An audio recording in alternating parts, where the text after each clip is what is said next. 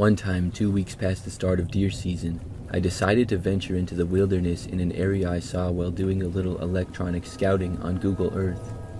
The area I wanted to get to is public land that is surrounded by private ranches, so I sleuthed around to get some information on the big ranches. Eventually, I contacted a rancher and I got permission to travel across their land to the mountains and forests. But of course, there were conditions. They said I could only hike or ride a bicycle through their land, and I could not start any fires on their land. Very reasonable conditions for free passage and hunting permission. So with permission attained, I prepped the gear for my trip, getting everything I needed strapped onto my mountain bike. With my gear ready to go, I was up at 4:30 a.m. and out the gates of the ranch by 5:30. It had rained the night before, so any tracks I saw would be new and my movement would be muffled. A great hunting day in the making. I saddled up my bicycle and rolled onto the dirt road. Before I go on with the story, I will say that I'm not a novice outdoorsman. I've put many hundreds of miles under my heels in swamps, deserts, snowy mountains, and open fields. Although I dislike it, I've done plenty of trips alone and I'm no stranger to the ill effects of fatigue. And never have I experienced anything similar to this situation. The first mile I rode on a well-traveled dirt road, passing through open pasture with plenty of grazing cattle on the hillsides and upon the plains.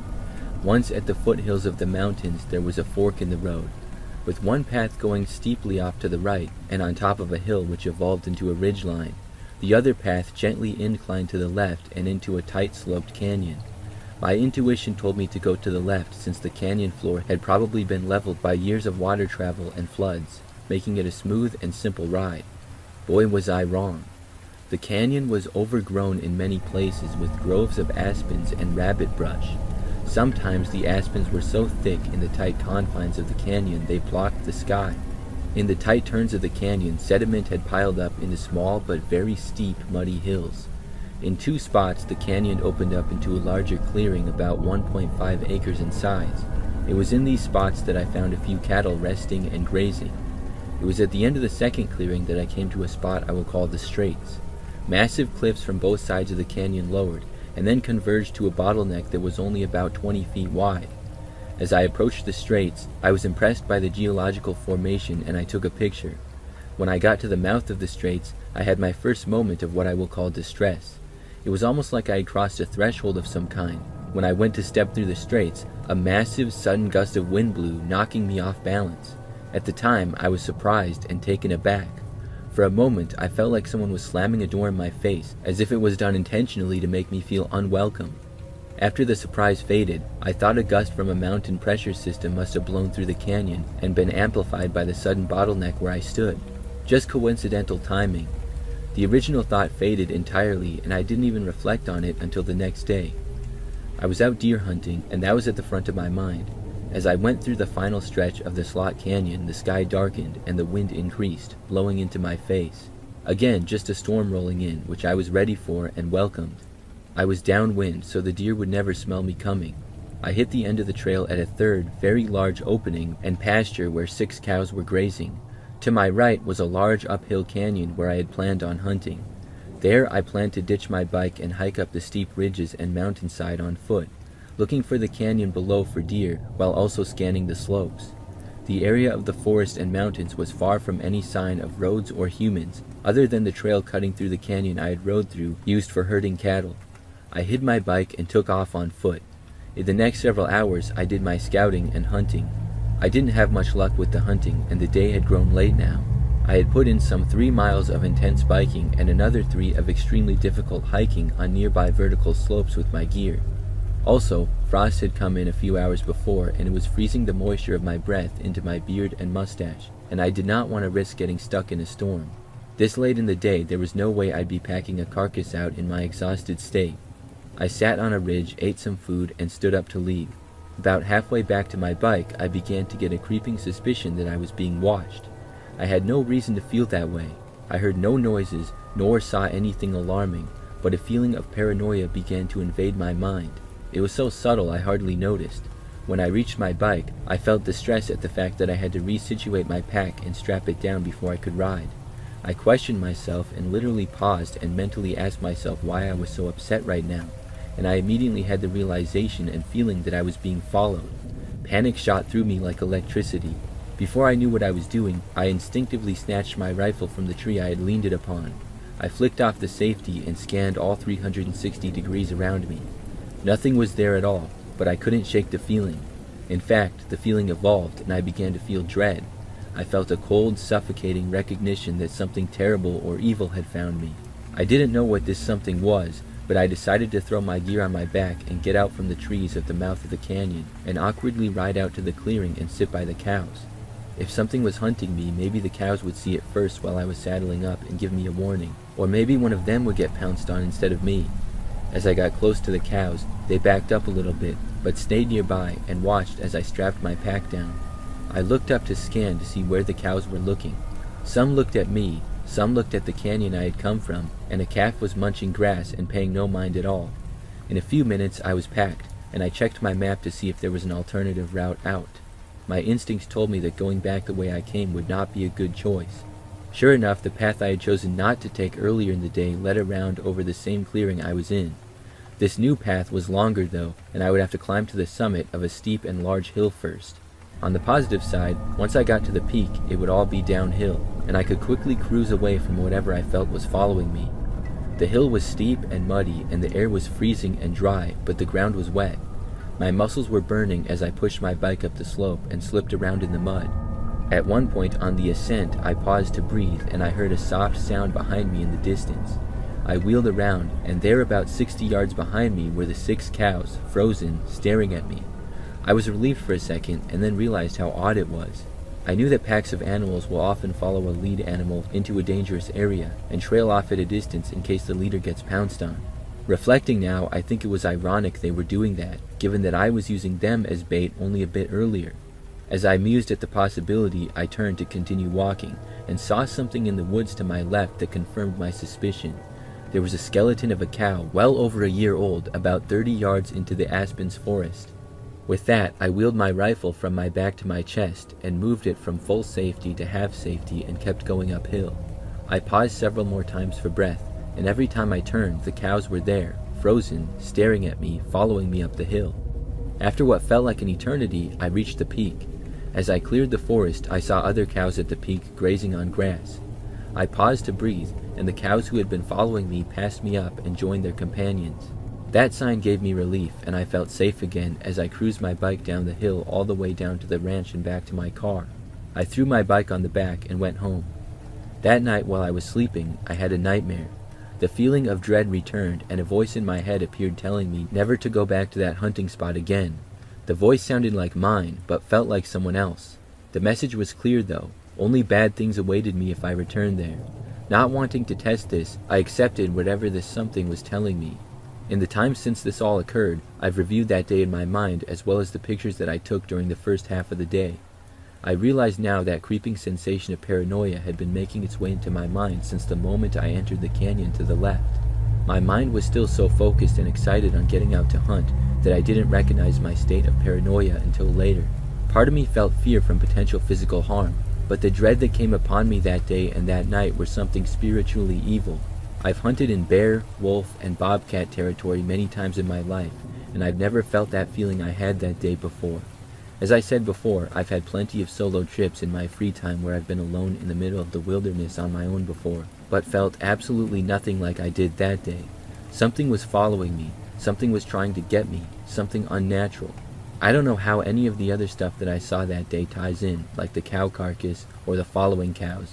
I don't know if they even tie in at all. This could all just be a weird case of mania that I came down with. But what I do know is that I'm never going back to hunt on that land.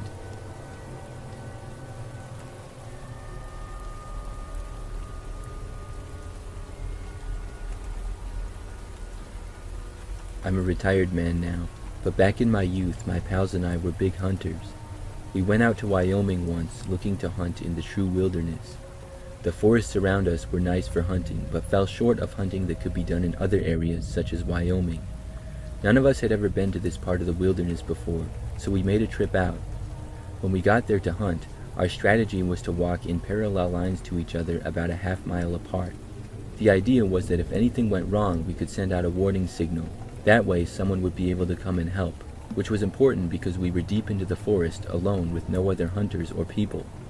I started my walk that morning with no real worries.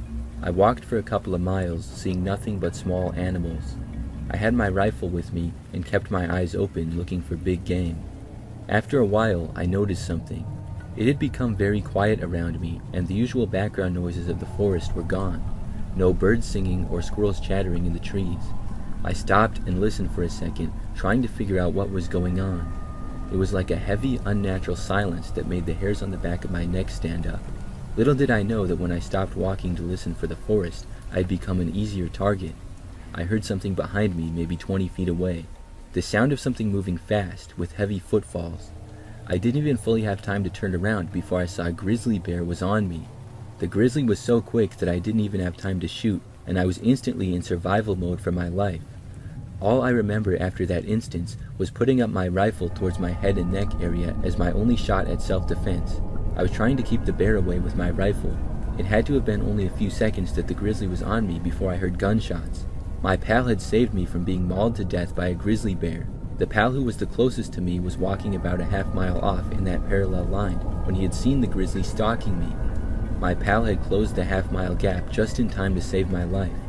My life really did come down to the seconds out there in the wilderness, because I know it would have not taken that grizzly long at all to kill me. Even in my old age now, I think about that moment often, and am very thankful that I came away with no lifelong lasting damage, and the only injuries I sustained were healable. It's easy to forget how thin the line is between predator and prey when you're out there in the true wild. It doesn't matter how prepared you are and how well you think you know the land. That hunting trip was a reminder to me that when you're out there in the wilderness, you're not always at the top of the food chain.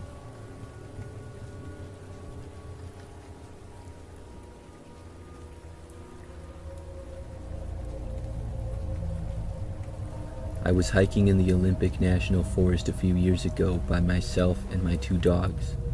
We were 4 days in, around 20 miles at least from a known mountain road.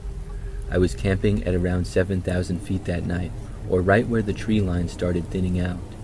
So when I got to the campsite, which was a big open meadow on top of a secondary mountain, it was about an hour from sunset. My big dog usually runs around within proximity of the camp as I put up the tent and make dinner, but I noticed that this time it was a little different. He kept staring up at this steep tree-filled mountainside, tail straight up and barking. Not the bark when he sees marmots or other small animals, but unsure, concerned barks. Now, the day before, I had found a note left under a rock at the last landmark. It was saying that there was a problem bear in the area that was harassing a party of campers a few days ago. I myself had seen big cat tracks the day before, so I was rightfully concerned that this may be more than just ground squirrels. I decided to go climb some of the boulders at the foothill while I took my time looking up the hillside for movement before I went to go hang my bear bag up there. I didn't see or hear anything, but my dog kept quietly whining like there was something over there. I was still concerned as I started hiking up this steep hill to hang the bag. It was so steep that I had to use the trees to balance and lean against so I didn't go tumbling down before making another 5 or 6 step push to the next tree I could lean against. Anyways, I was slowly making it up this hill, hopping from tree to tree to keep my balance. Then I got about 100 feet up the hill, and I heard a whole lot of big movement about 50 feet in front of me. My dog immediately went from a deep low growl to a savage slobber flying everywhere type of barking now. My heart started pounding out of my chest and I began to panic. A million thoughts raced through my head in a matter of seconds. If this was a bear, my dog was going to try to save my life and he would most likely die. If I had to get off the hillside fast, I was 100% going to trip and fall off the 12 to 15 foot cliff onto the boulders below. My other smaller dog I had zipped in the tent was also going crazy down below me, so I was feeling pretty screwed about then. A few seconds later, I kinda snapped back into it, and I took another few steps to start to put my survival priorities in order and call my dog back to me. He came and sat against my feet as my back was against a tree, so I was kinda pinned and stuck there for the moment. My dog was seemingly trying to separate me from something up there, so I let him lean against me while I tried to collect myself. This is when I realized I had completely forgot that I had my headlamp off. I reached up so fast to turn my lamp on, I basically punched myself in the face. I got my lamp on and peered up the hillside. I figured I'll at least get a reflection off the eyes of whatever's up there. I looked around, but saw nothing. But something had clearly been right there. Both my dog and I heard it. Whoever it was didn't get away or sound like they had made it too far. I knew something was there. so I was kind of just steadfast at that point. I needed to know what was up there because I had to sleep there tonight, and out in the wilderness completely alone, I wanted to know what I was up against. Better to face it than wait like a sitting duck all night was my thought process. As I was looking up the hill, my dog at one point lunged forward, unpinning me. He did a bluff charge up the hill about 15 feet, and he was snarling and foaming at the mouth. As he did this, I finally saw movement. Something moving up and breaking the line of the sun-setting horizon. My dog's bluff had made whatever it was blow its cover. I called my dog back and silently watched, and what I saw made my heart completely drop. There was a man crouched about 75 feet directly in front of me. He wasn't wearing camel clothes, but had on some raggedy thing with a hood that blended into the environment perfectly, almost like a makeshift ghillie suit with his face exposed. I couldn't see his eyes, and his face was covered in dirt or something, but I knew that we were staring right at each other in that moment. I stared back for a few moments without saying any words. I felt like I was trying to subconsciously convey that I was going to stand my ground.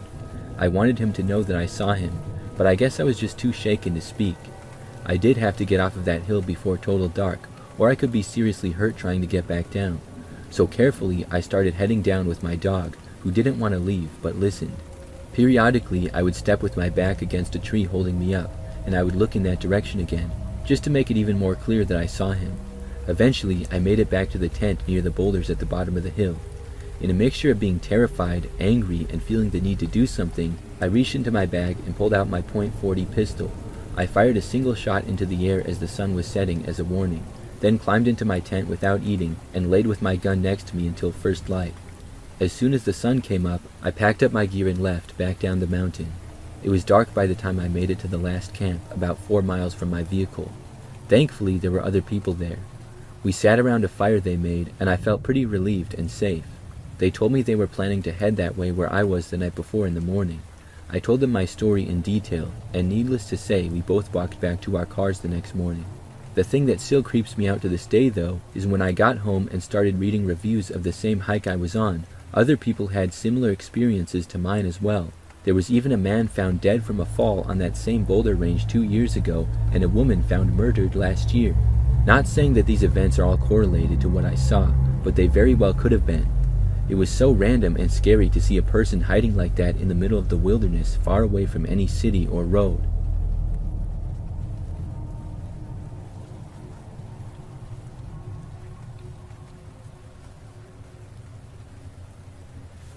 I live in southern Oregon, which is really scenic, filled with some of the most beautiful forests one will ever see. The national forest that I live near and I know like the back of my hand was a common hiking and camping spot for me. I've heard many stories about places in the middle of the wilderness that have strange names, and that often draws me to these places to explore if I haven't been before.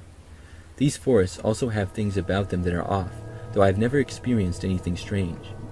Locals talk about how people disappear all the time in the woods, sometimes over drugs, sometimes over foul play, and other times people just go for a hunt or hike and are never seen again. I've spent years in the deep wilderness hiking almost every day. The incident I'm about to tell you changed how I feel about the forest close to my home.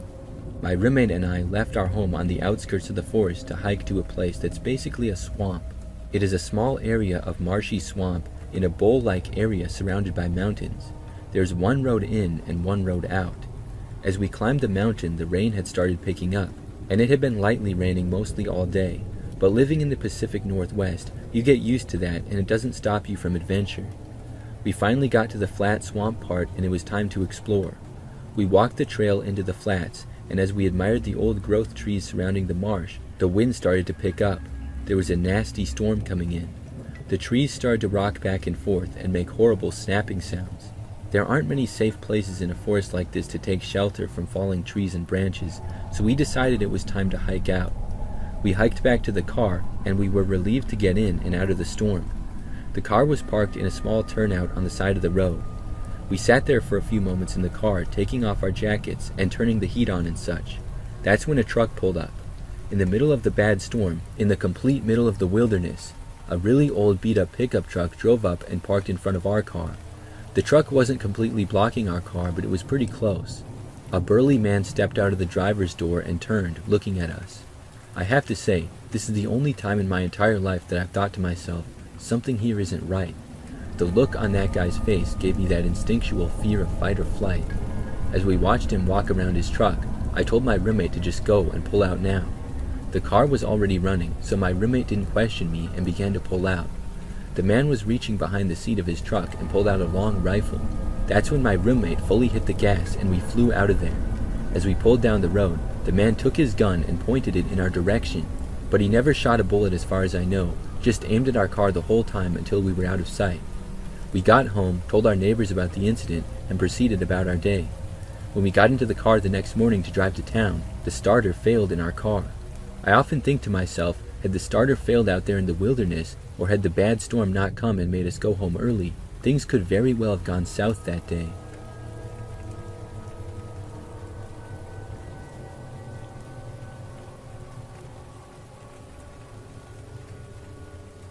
I live in Utah and spend nearly every weekend I can out exploring the state's West Desert for the last decade or so. It's mostly an absolutely empty no man's land, full of abandoned mines, grazing sheep, and military test ranges. One area in particular is a small mountain range that I travel near often. I'm obsessed with it, and probably know this range possibly better than any other person alive. I've hiked every prominent peak, driven every side canyon, hiked every major abandoned mine. This just sets the stage for how familiar and experienced I am with the area. The range sits next to the famous Bonneville Salt Flats. If you're not familiar with it, this is a dry alkaline lake bed covering nearly 50 square miles. It's one of a few wide open spots on Earth long enough to hold annual races where the world's land speed records have been set at nearly 800 miles per hour. When they're not holding this annual race week, you're free to drive out onto the flats wherever you want. It's a surreal experience to camp out there, so I do it frequently, almost always alone. There's a particular spot on the flats I like to go out to camp. It's flat and as remote gets, literally 10 miles from the nearest road, hill, bush, or even rock. You have to imagine intuitively that if you see anyone else out there at all, you tend to stay away. You have no idea what motivations other people have for being out there. They could be transporting drugs, hiding a body, or whatever. When camping out in an area that's remote, it's best to remain cautious. That being said, I've never been bothered in the decade of doing this, never heard bad news stories, and no one else has ever come within miles of me. On the most silent days, you can hear a passenger car approaching from several miles away. About 5 years ago now, I went out to the same familiar spot to camp. It was exactly 104 degrees Fahrenheit that day, so I had a large, orange sun shelter stocked up next to my trunk. It was pin-drop silent all day, to the point where your ears sort of rung a bit.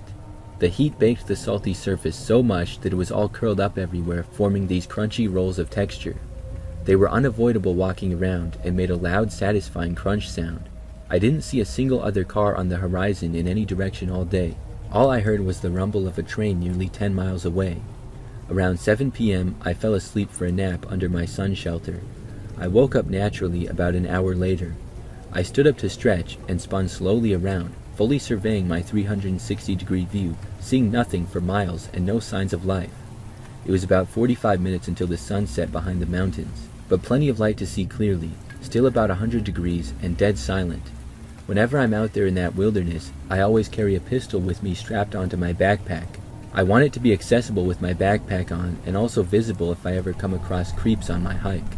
I started to chop wood I'd brought for a campsite for maybe 2 or 3 minutes, about 30 feet away from my truck and sun shelter. Suddenly, between chops, I heard something behind me that sounded like the fabric of my shelter rustling. It took my brain an odd half-second to process it, because I hadn't really heard anything besides myself all day and the air was dead silent. I quickly spun around and there was a girl there. I absolutely froze and my blood drained into my feet. She was only maybe 50 yards away, walking sort of towards my camp, but slightly diagonally across the front of my truck. She was headed in the direction of further wilderness. What I'd heard was actually her footsteps loudly crunching the salty texture on the ground I mentioned earlier. She wasn't looking directly at me, and she was just walking at a normal pace. She appeared to be roughly 18 years old, wearing a homemade tie-dyed t-shirt and jean shorts. She was wearing Converse sneakers, not running or hiking shoes. She had no water or backpack, not even a hat or even sunglasses, and she was walking directly towards the setting sun in 100-degree heat. She didn't look disheveled in any way, or not even remotely tired, so I had a rough time processing what was happening for the first several seconds. I quickly scanned the horizon behind her for another person or car or anything, but there was nothing there, just her. I stood up, put the axe down, and blurted out something dumb like, "Hot day for a walk, isn't it? Is everything all right?" I was shaking, absolutely flabbergasted at what she was doing, and how and why had she made it practically next to me without me hearing or seeing her approach? Without even really turning her head to look at me, and while still walking now almost next to my truck, she replied, "My friends are right there." She motioned behind her back with her thumb. There was nothing behind her as far as I could see, many miles. She continued on past my camp towards the mountain range miles away to the northwest. I was so surprised to have human contact in such a remote spot, and so suddenly, that I really had nothing to say. By the time I thought to offer her water or ask if she was okay again, she was almost 150 yards away, but I could still hear her crunchy footsteps as if she was right next to me. I grabbed my binoculars and just stared intently as she continued on. I fully expected her to vaporize into some mirage, or for me to wake up in my chair again. My jaw was on the ground in shock. I sat against my truck for a full 15 minutes, never taking my eyes off her in the binoculars. She never once looked back at me or changed her pace. She had to have been nearly a mile away at that point, and I could still hear her crunching footsteps plain as day. As the sun was setting now, she started to slightly blend into the darker mountain range on the horizon. Then I heard her phone ring. The sound carries very well in the flat, empty wasteland. I did not have cell service myself, but through the binoculars I saw her reach into her pocket, and even heard the faint murmur of her talking. She was on the phone for maybe a minute and just kept walking. About a minute after that, I suddenly began to hear a car behind me. I spun back around, and there were headlights on the opposite horizon, maybe 3 miles away, coming towards me. The engine noise was loud, and I could tell they were traveling fast. I was starting to get super paranoid, like this was some sort of a setup or a recon at my camp, and a wide variety of other slightly irrational things. I didn't know if I was being robbed or messed with in some other way, so I took cover behind my truck and waited. It looked like they were driving right at me, very fast. Not a minute later, and the car went sailing past my camp, rudely kicking up a huge dust cloud headed in the vague direction of the girl. It was a late 90s Range Rover. Despite all their windows being open and them being only 50 yards away, they were doing at least 50 miles per hour, and it was getting dark, so I couldn't identify any passengers. I could no longer see the girl. A short while later, I saw their taillights approach roughly where I lost track of the girl, and then I saw brake lights. Then headlights, then brake lights, and repeat like they were spinning donuts on the salt. Then I saw headlights again, and I heard the engine rev back up loudly. They were racing back towards me now. Again, I took cover behind my truck, and at this point chambered a round into my gun, because I was convinced that this was somehow going to end badly for me. A minute later, the same thing happened. They went flying past my camp in the direction they had come from, fortunately without stopping, but even faster and closer than the first pass. It was certainly some type of a signal message to me. I could have had a kid or a dog running around or something. It was very dangerous. After another couple minutes, their taillights disappeared over the horizon in the direction of the nearest town. I didn't know what to do or think. Nothing I'd witnessed was technically illegal, and it made no sense at all. I had so many unanswered questions in my mind. What was the girl doing out there 10 miles on foot from anything? My immediate thought was that she was some kind of an endurance athlete training for an Ironman race or something.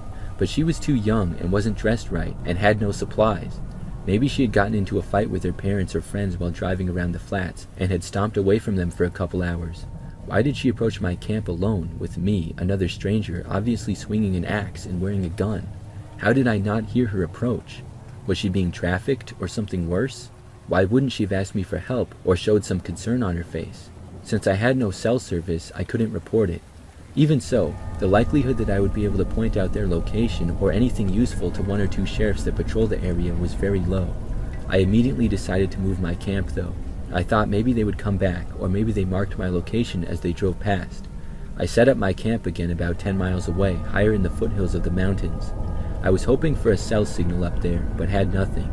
I went to bed and called the sheriff the next morning as I got back into town. I gave them the story and the description of the girl. They didn't sound concerned, and I have never heard anything since.